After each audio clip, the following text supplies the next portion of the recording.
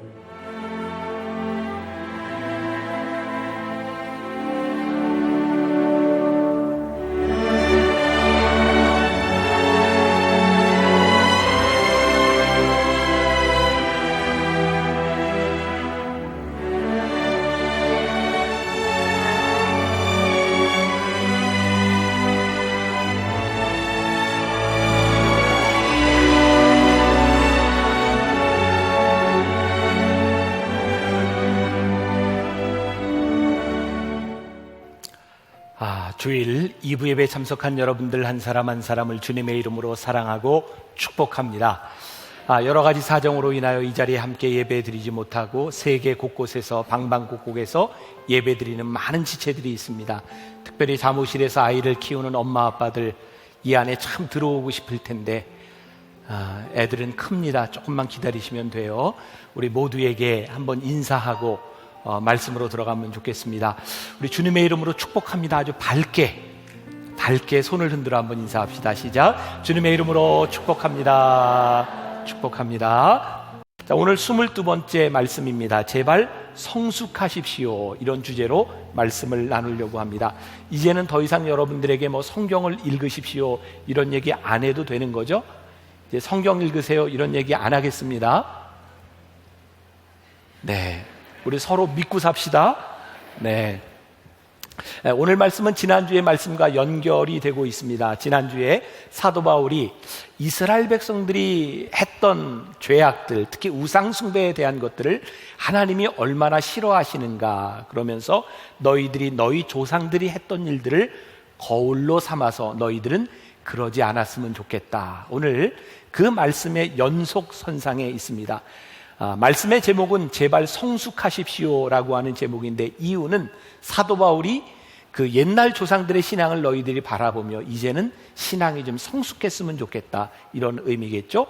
여러분, 성숙함의 특징이 무엇일까요? 성숙한 사람은 구별할 줄 압니다. 고린도 교인들에게 문제는 어떤 것이 우상숭배인지 그들이 믿음을 가지고 있으면서도 하나님의 말씀을 들었음에도 불구하고 구별하지 못했다는 거죠. 특별히 우리 신앙인들에게 우리들이 사랑해야 되는 것은 무엇인지 우리들이 사용해야 되는 것은 무엇인지를 잘 구별할 필요가 있습니다. 예를 들면 여러분들 돈은 사랑하는 겁니까? 사용하는 겁니까? 이렇게 구별이 되면 성숙한 사람인데 돈을 자꾸 사랑해요. 그러면 미성숙한 거예요. 여러분, 사랑하지 말아야 될 걸 사랑하면 마음이 아파집니다.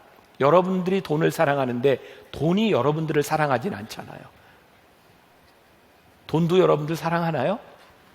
분명한 것은 하나님은 여러분들을 사랑하시고 그 사랑, 우리를 사랑하시는 하나님을 사랑하는 것처럼 우리 신앙에 성숙함은 없다는 거예요. 성숙함에 대한 이야기일 수 있는데 아이를 키워본 부모들은 한 번쯤은 우리가 키우는 아이들에게 그런 질문을 해봤을 거예요. 얘야, 엄마가 좋아? 아빠가 좋아? 그러면 애들은 뭐라고 대답하죠? 기분에 따라 상황에 따라 묻는 사람 이렇게 아이들이 대답을 하죠. 어떤 엄마가요 딸과 함께 만두집에 가서 만두를 이렇게 맛있게 먹다가 딸에게 물었답니다. 우리 딸 엄마가 좋아? 아빠가 좋아? 그랬더니 딸이 빨리 대답을 안 하고 뭔가 생각을 하더래요. 그랬더니 엄마한테 만두를 딱 자르더니 엄마 이 만두가 맛있어? 이 만두가 맛있어? 이렇게 묻더래요. 이 아이가 성숙해진 겁니다.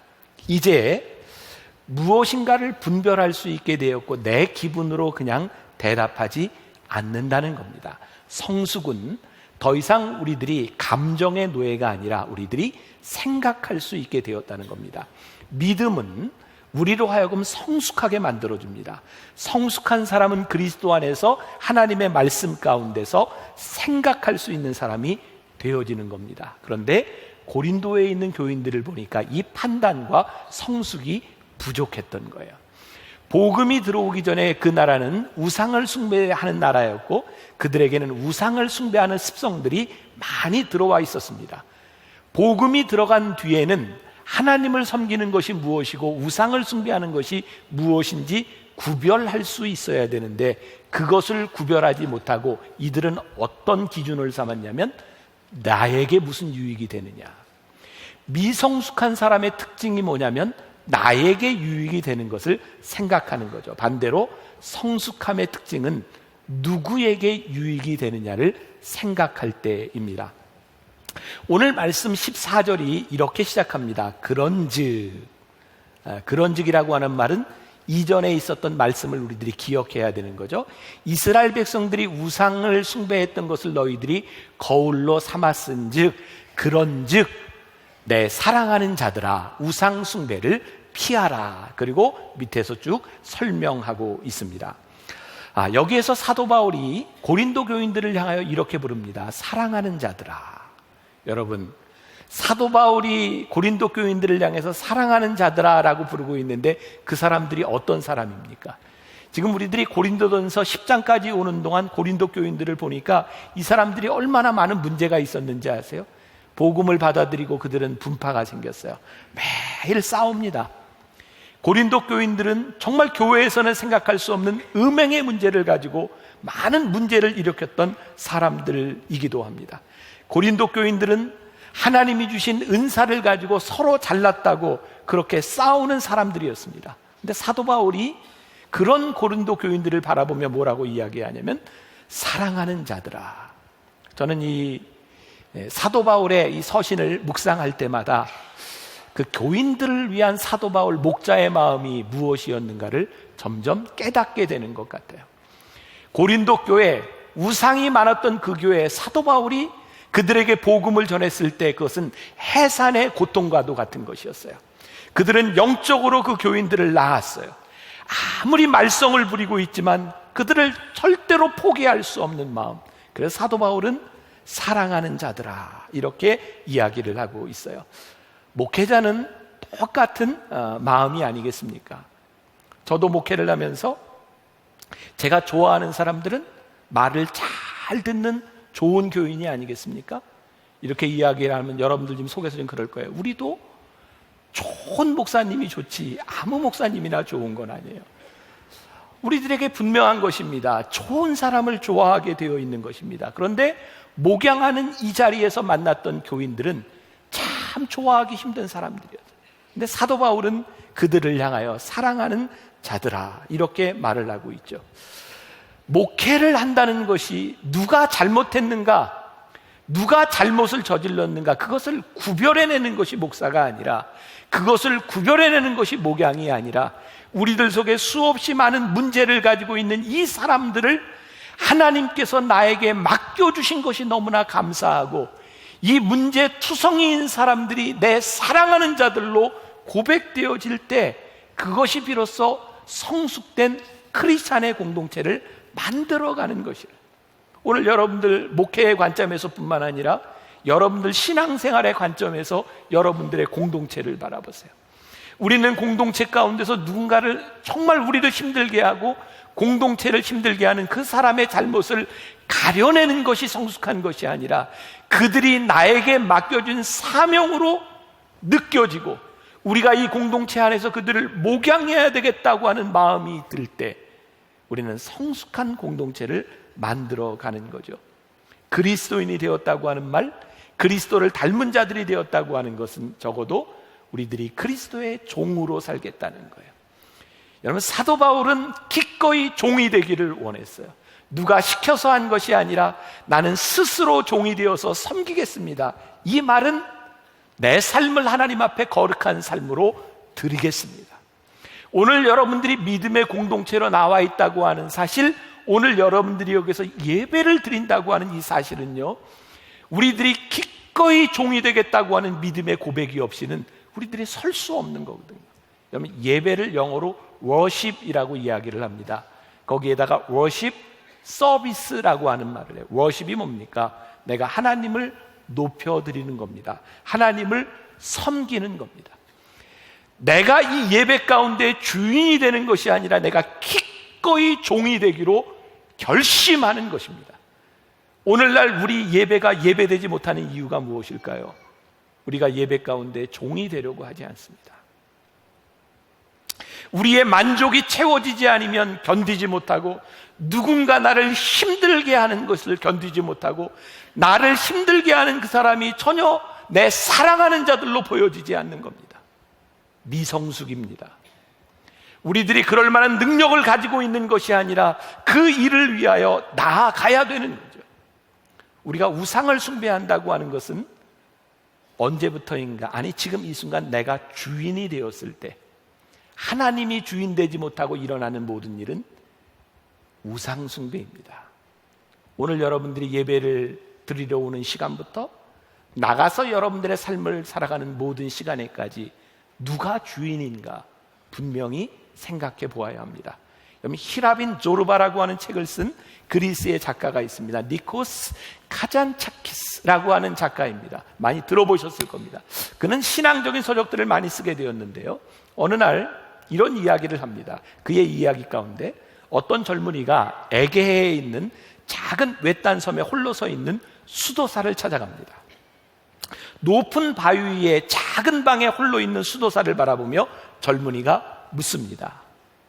지금도 악마와 싸우십니까? 수도사는 이렇게 대답합니다. 나도 늙고 내 안에 있는 악마도 늙어서 더 이상 씨름하지 않습니다. 대신에 요즘 저는 하나님과 씨름하고 삽니다. 그 수도사에게 젊은이가 묻습니다. 아니, 하나님과 씨름해서 이기려고요? 수도사가 말합니다. 아니요, 나는 하나님께 지기 위해 끊임없이 씨름합니다. 오늘 여러분들에게 던지는 중요한 신앙의 질문이고 도전입니다. 여러분들은 오늘 이 예배 가운데 하나님께 지려고 오셨습니까? 하나님을 이겨보려고 오셨습니까? 오늘 우리를 참 힘들게 하는 사랑할 수 없는 사람들을 바라보며 내가 그놈을 꺾어놔야 되겠다고 이 자리에 오셨습니까? 아니면 내가 꺾어줘야 되겠다고 씨름하며 이 자리에 있습니까? 성숙함은 우리들에게 묻습니다.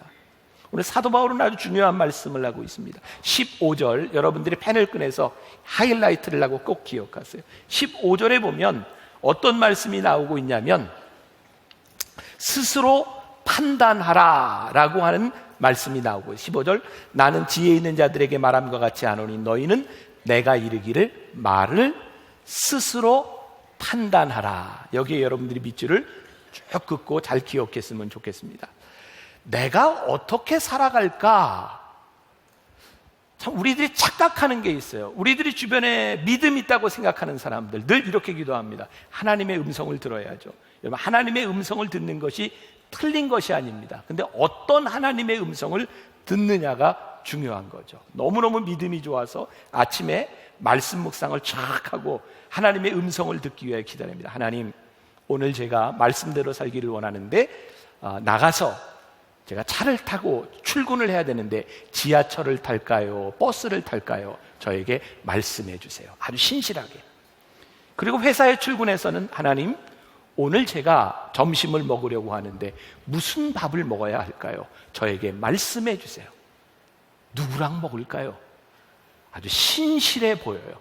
게다가 어디를 갈 때든지 하나님께 옷차림도 묻어요. 하나님, 제가 무슨 옷을 입어야 하나님 좋아하실까요? 하나님은 별로 취향이 없으신데 자기 취향대로 입으면 되는데 굳이 물어봐요. 우리 흔히 이야기해서 이렇게 묻는 사람을 가리켜서 마마보이, 요즘은 결정장애가 있다고 이야기를 하죠.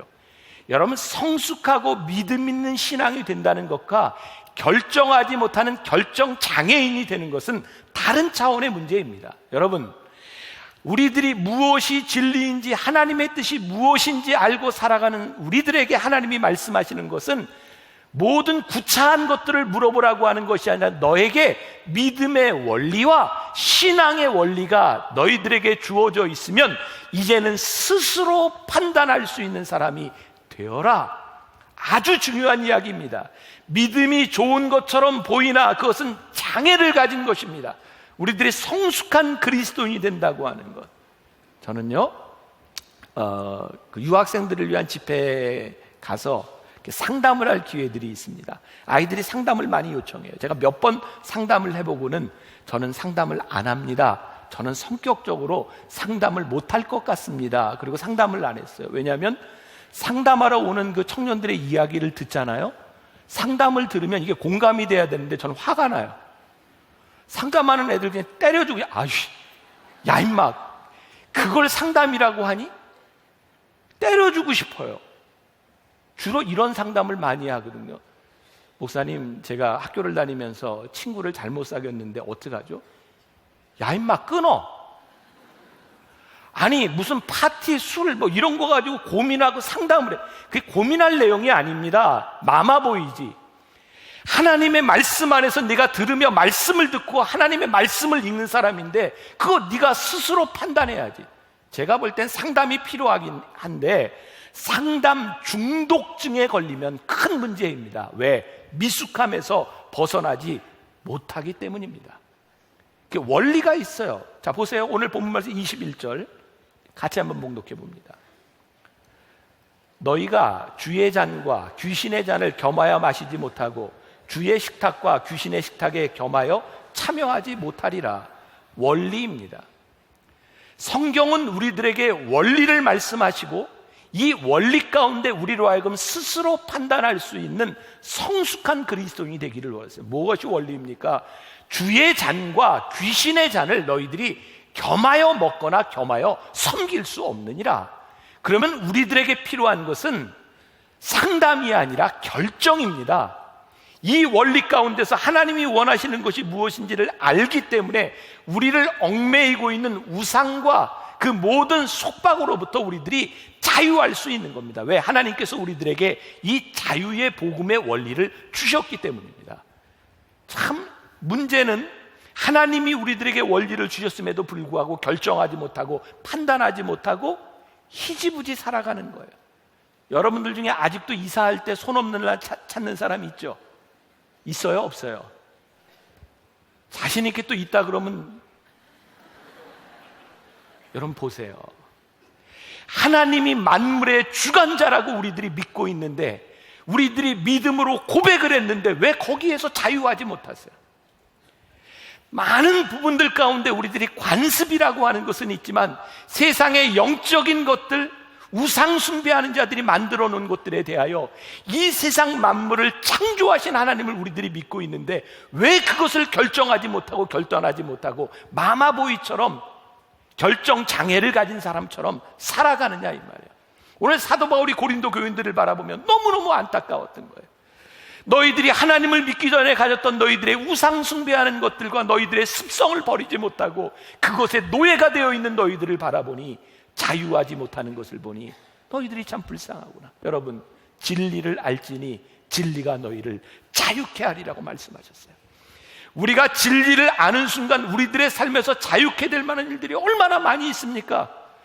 우리들이 믿음으로 자녀를 키운다고 하는 것, 믿음으로 살아간다고 하는 것, 우리들이 얼마나 자유할 수 있는 일들인데 우상 숭배를 피해야 되는 논리적인 이유에 대해서 사도 바울은 16절부터 20절까지에 말씀하고 있어요. 우리 한 절씩 교독해 보겠습니다. 제가 먼저 봉독합니다. 우리가 축복하는 바 축복의 자는 그리스도의 피에 참여함이 아니며 우리가 떡을 떼는 떡은 그리스도의 몸에 참여함이 아니냐.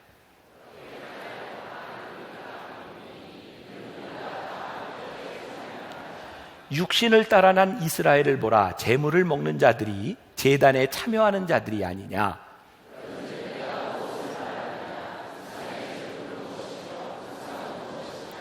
무릇 이방인이 제사하는 것은 귀신에게 하는 것이요 하나님께 제사하는 것은 아니니 나는 너희가 귀신과 교제하는 자가 되기를 원하지 아니하노라.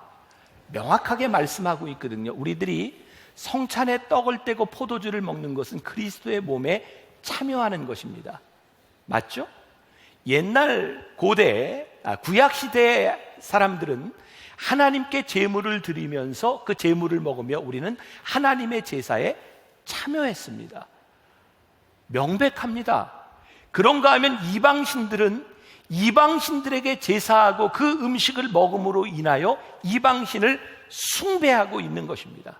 그러므로 우리들이 이방신에 절하고 숭배하는 것은 무엇인지 하나님의 말씀대로 우리들이 성찬에 참여하고 예배드리는 것은 무엇인지를 우리들이 분명히 알아야 된다는 거예요.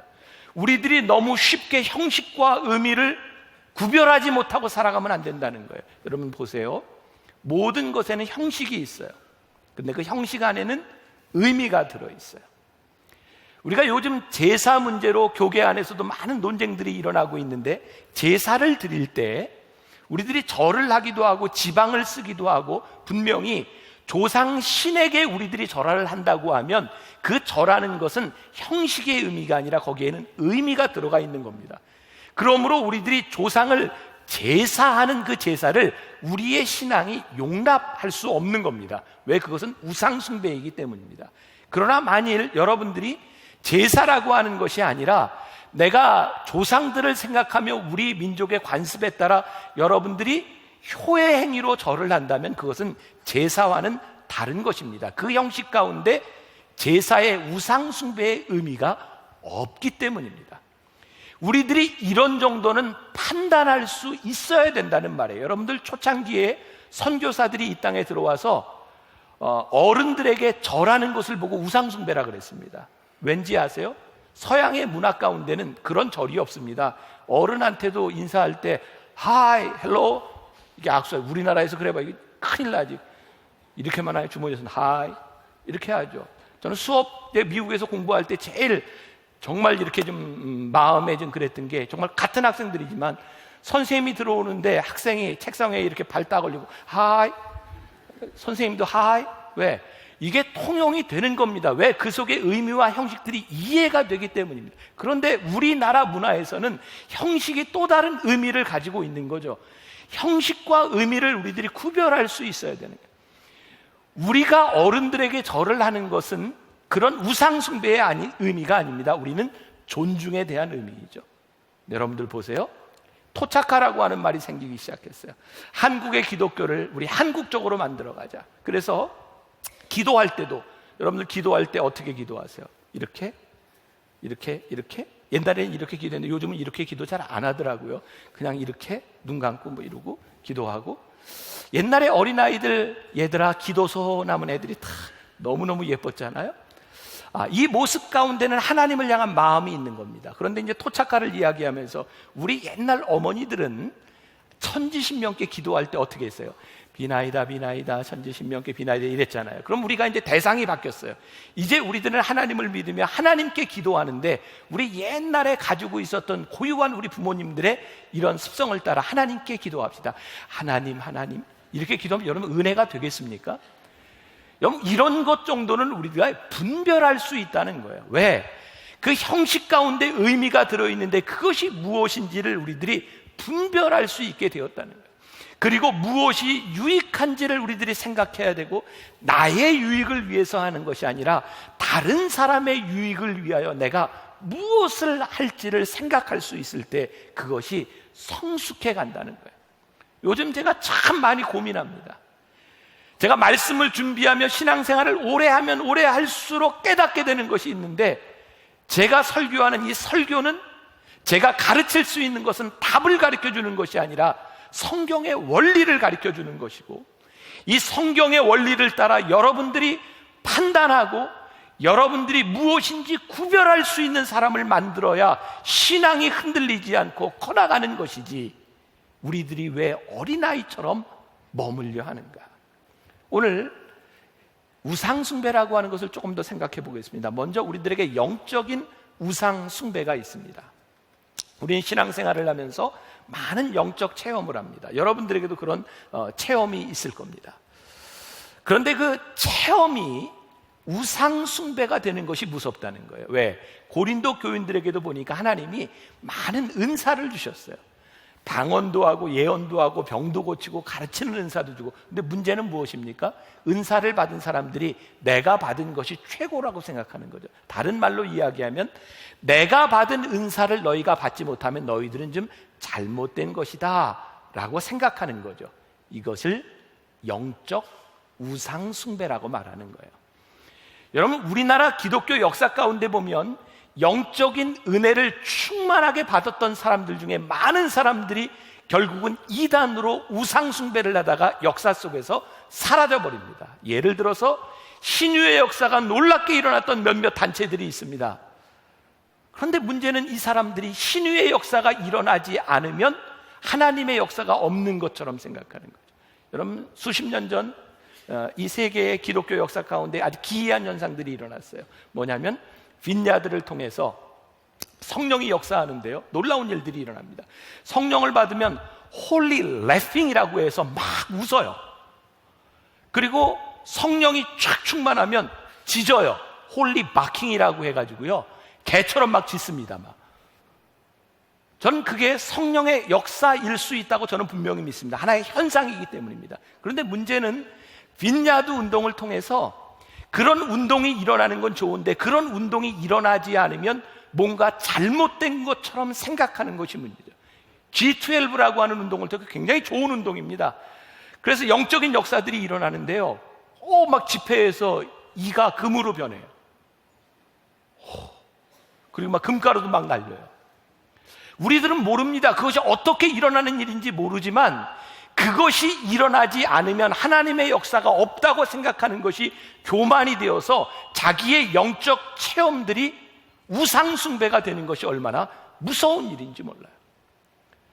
사도 바울이 경계했던 것이 그런 영적 교만과 우상숭배에 대한 문제인, 성경은 우리들에게 아주 철저하게 원리를 말씀하고 있는데 너희들이 영적 은사를 추구하는 것이 목적이 아니라 그 어떤 영적인 은사를 받았어도 너희들이 그리스도를 따라 말씀으로 살지 않으면 이것은 아무것도 아니라는 거예요.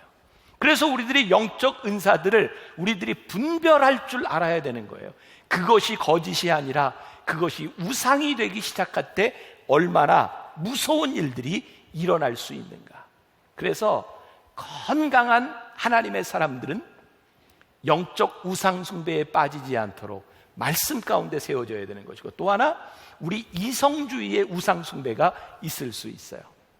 이런 판단하는 것과 비판하는 것은 다른 차원의 문제입니다.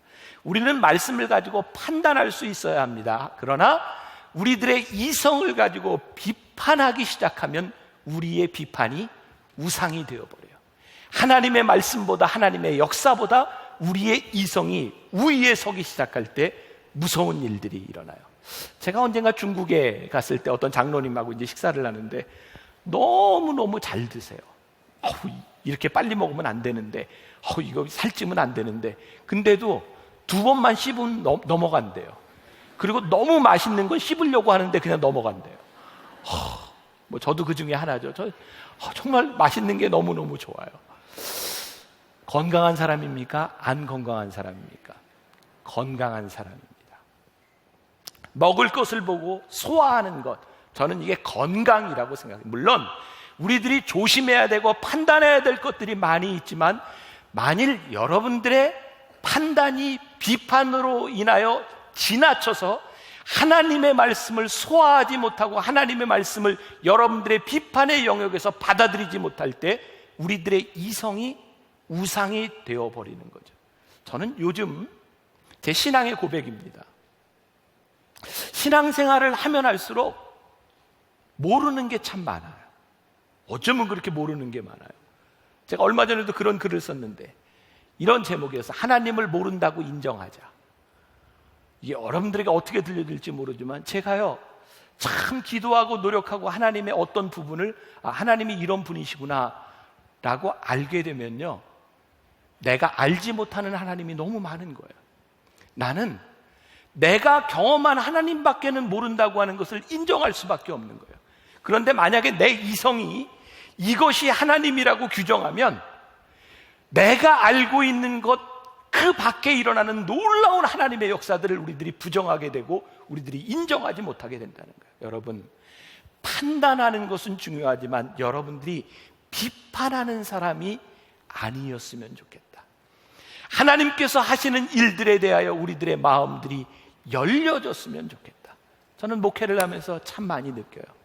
저는 이제 여러분들과는 교회를 이렇게 논의할 때가 별로 없지만 우리 장로님들하고 이렇게 이야기를 하다 보면 어떤 분은 제가 이야기하는 걸 정말 이해를 못해요. 너무너무 답답하잖아요.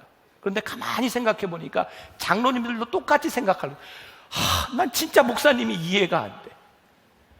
우리가 내가 알고 있는 이해가, 제가 알고 있는 이해와 여러분들이 가지고 있는 이해가 다라고 생각한다면 하나님의 교회가 세워질 수 있겠는가? 그래서 우리들이 끊임없이 노력해야 되는 거예요.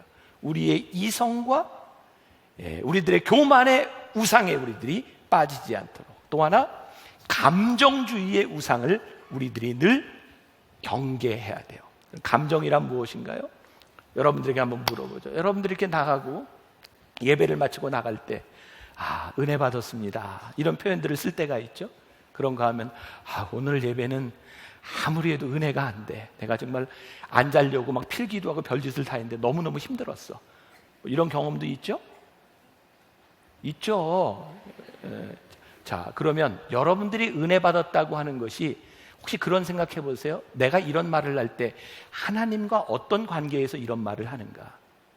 제가 감정주의를 조심하라고 하는 것이 우리들이 은혜를 받거나 은혜를 받지 못했을 때 대부분의 경우들이 우리의 감정에서 일어나는 일이라는 거예요. 내 감정에 흡족하면 은혜가 됩니다. 뭐 예를 들어서 찬양도 잘할 때가 있고 못할 때가 있어요. 그래서 찬양을 들으면서 야, 너무너무 찬양이 좋다. 그러면 여러분들은 너무 은혜스러워. 못하면 덜 은혜스러워. 이렇게 하죠. 근데 여러분 생각해 보세요. 우리들이 받는 은혜와 하나님이 예배를 받으시는 것과 동일하겠습니까? 우리들이 그런 생각을 별로 하지 않는다는 거예요. 내 감정이 하나님의 예배가 아니라 내 감정을 넘어선 오늘 이 예배를 하나님이 받으시는가를 우리들이 보기 시작하면 이 예배가 훨씬 더 예배가 되고 하나님 앞에 진정한 예배가 될 수 있을 텐데 우리는 늘 우리의 감정에 매몰될 때가 참 많이 있는 거죠. 여러분, 우리의 영적인 우상숭배 위험하고요, 우리의 이성적인 우상숭배, 우리의 감정의 우상숭배가 얼마나 무서운 일인지 몰라요. 이제 사도 바울은 결론적으로 이렇게 말을 해요. 23절, 24절에 모든 것이 가하나 모든 것이 유익한 것은 아니요 모든 것이 가하나 모든 것이 덕을 세우는 것은 아니니 누구든지 자기의 유익을 구하지 말고 남의 유익을 구하라. 자, 보세요. 자기의 유익을 구하는 것처럼 유치한 일이 없는 거예요. 우리의 영적인 우상과 이성적인 우상과 감정의 우상은 전적으로 자기의 유익을 구할 때 우상이 되는 거예요. 근데 우리들이 무엇을 하든 우리의 마음 가운데 모든 것이 가하나 이 일을 통하여 누군가에게 유익이 되고 이 일을 통하여 하나님이 영광을 받으시는가라고 하는 원리에 입각해서 우리들이 생각하고 판단하기 시작할 때 우리들이 우상숭배에 빠지지 않게 될 것이라는 말입니다. 제가 한 가지 말씀으로 마무리를 하려고 해요. 여러분, 요한복음 9장에 보면 이렇게 설교를 들으면 난 집에 가서 요한복음 9장을 꼭 읽어야지 이런 마음이 드는 사람도 있고 그냥 안 드는 사람도 있어요. 선택은 알아서 하세요. 요한복음 9장 얘기를 제가 다 하지 못합니다. 거기에 날 때부터 소경된 자의 이야기가 나옵니다.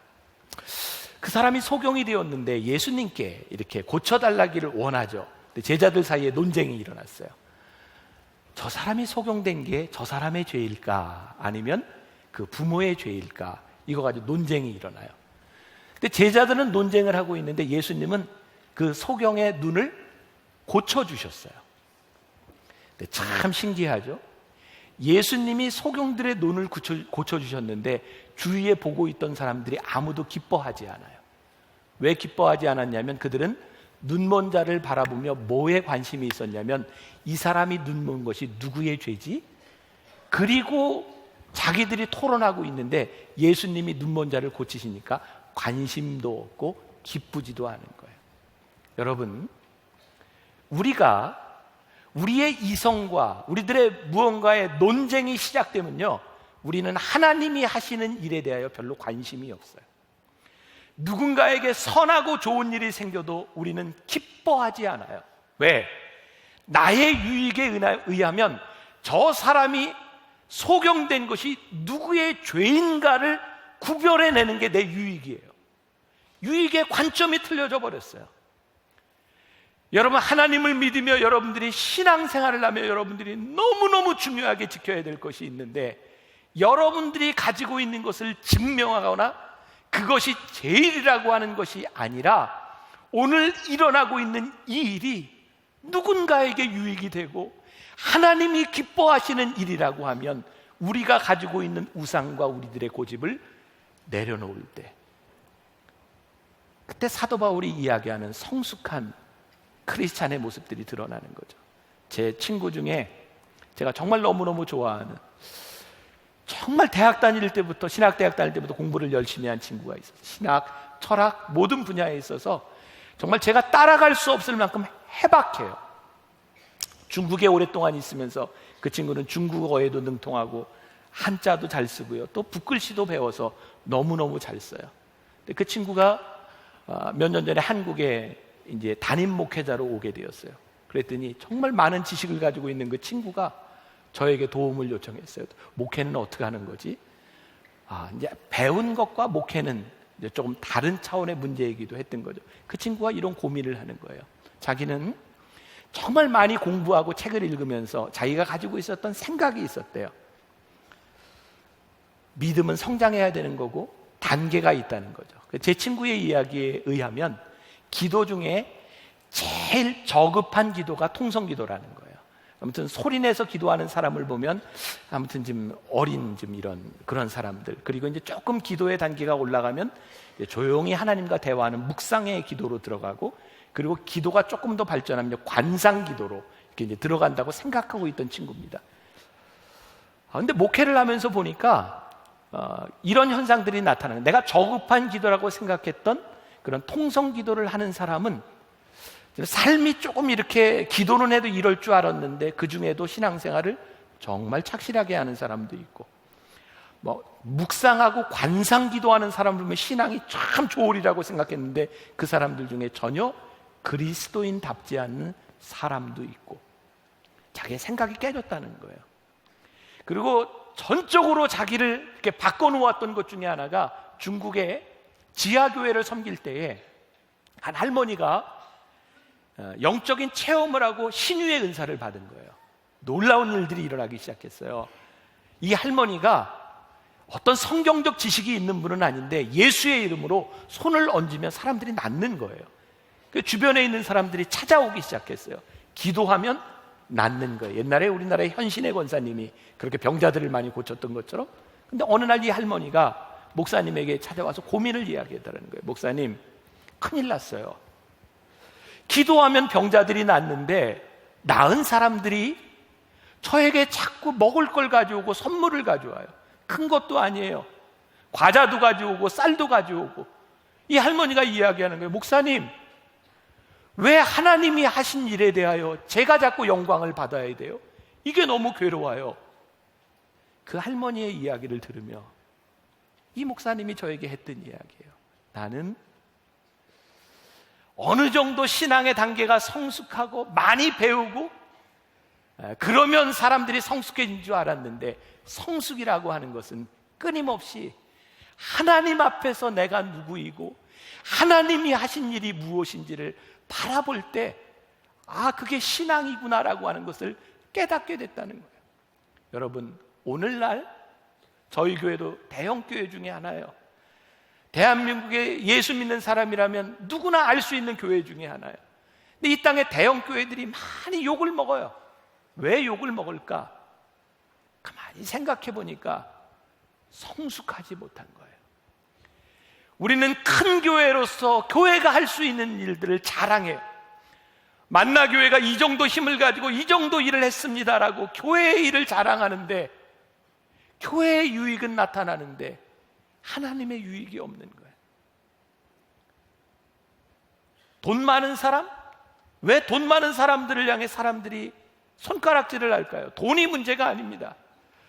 돈을 가지고 내가 드러나려고 하기 때문에 돈을 주신 하나님이 드러나지 않고, 하나님의 유익과 누군가의 유익이 드러나지 않고 내 유익이 드러나려고 할 때, 이게 미성숙한 것이구나. 그래서 사도 바울이 고린도 교인들에게 이야기했던 것처럼 우리들에게 똑같이 이야기하시는 것 같아요. 제발 너희들이 성숙했으면 좋겠다. 사랑하는 여러분, 여러분들이 그리스도 안에서 스스로 판단하고 구별할 수 있는 신앙의 단계에서 더 이상 나의 유익이 아니라 누군가가 유익해지기를, 하나님이 영광이 받으심을 바라볼 수 있는 하나님의 사람이 된다면 오늘 우리의 믿음이 조금 더 진보하고 조금 더 성숙해 갈 수 있지 않을까. 오늘 여러분들 마음에 안 드는 그 누군가 있을지 모르지만 그 사람을 향해서, 사랑하는 형제여, 사랑하는 자매여, 당신은 나와 함께 믿음의 공동체를 함께 가야 할 사람입니다. 이 믿음의 고백이 적어도 우리 교회에서부터, 여러분들의 공동체에서부터 시작될 수 있기를 주님의 이름으로 간절히 축원합니다.